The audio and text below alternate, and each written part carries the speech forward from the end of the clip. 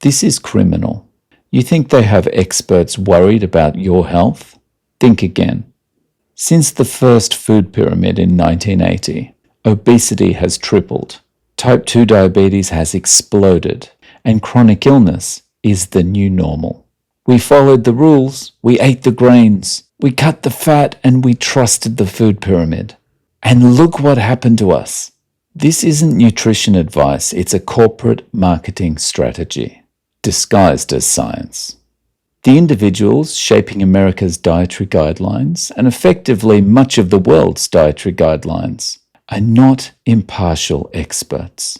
In fact, a 2020 study published in Public Health Nutrition revealed 95% of the 2020 Dietary Guidelines Advisory Committee members had conflicts of interest with the food and pharmaceutical industries.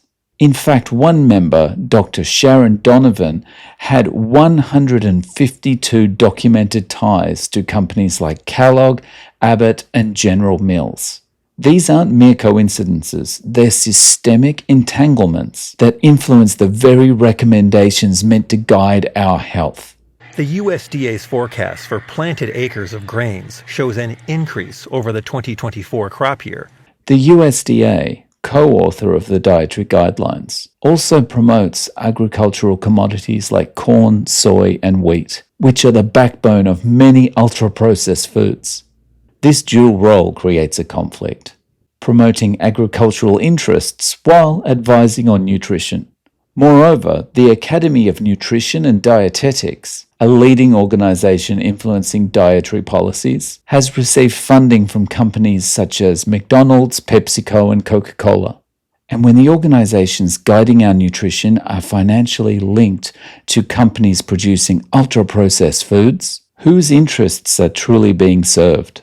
And even when scientific advisors recommend significant changes to the dietary guidelines, such as reducing sugar intake or low-carbohydrate diets, these suggestions are often sidelined. Why? Because recommendations of whole foods over ultra-processed foods threaten the profit margins of large corporations. Cigarettes and nicotine clearly do not meet the classic definitions of addiction. There is no intoxication. We'll take that as a no, and I believe that nicotine is not addictive. The suit alleges Purdue deceptively sold OxyContin and downplayed its dangers. Well, good morning. The lawsuits involve hundreds of people claiming they developed non-Hodgkin's lymphoma after using Roundup. Now, Monsanto says that their main ingredient in this product, glyphosate, does not cause cancer. But these newly released documents, including internal emails, are raising some big concerns. Sound familiar? Big Tobacco denied the harms of smoking for decades. Purdue Pharma downplayed the addictiveness of opioids. Monsanto obscured the dangers of its products. In each case, it wasn't new science that exposed the truth. It was uncovering conflicts of interest and internal documents. These guidelines influence what's served in schools, hospitals, and military bases. And we all know how good hospital food is, right? They determine what your child eats, they determine what your doctor recommends, and they determine what you believe is healthy. And all of this is influenced by people who want to sell you ultra-processed food and pills. This isn't a conspiracy theory, it's documented reality.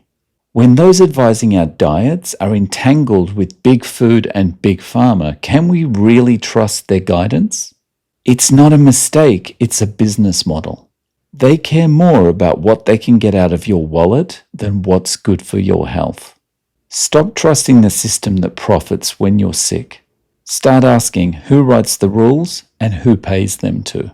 And to discover how we got here, watch this video next.